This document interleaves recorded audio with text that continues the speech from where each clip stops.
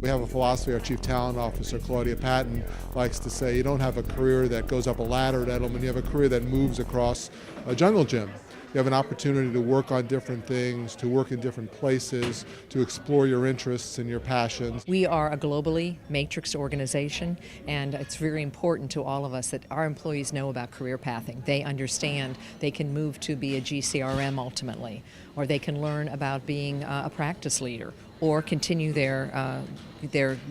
rise in global and around the world. The greatest disservice you can do as a leader is to not cross-train your team,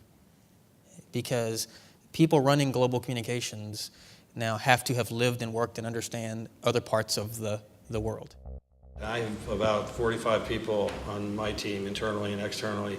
and we move them around. We actually give them different assignments within the organization. We take on new business units from time to time as they get budget to fund it, and try to provide people with as many different kinds of experiences so they feel that their time, just as we feel with our client-facing people, their time at the firm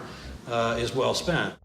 Another thing that I have used very successfully at Glassdoor and in other roles, when you don't necessarily have even the next lateral move or the move up, is the cross-functional team approach. When you have a really strategic, important problem that you need to solve and you don't have a full-time employee that you can dedicate to that project, if you go and pick your best and your brightest, or sometimes your hungriest and newest, and empower them to be on that team,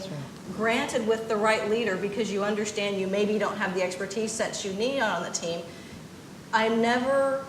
disappointed by the efforts that come out of those teams. When I joined Pfizer, I was part of our primary care business, which was about 2/3 of the revenue and the products, as well as a group that had been used to ruling the roost. And now,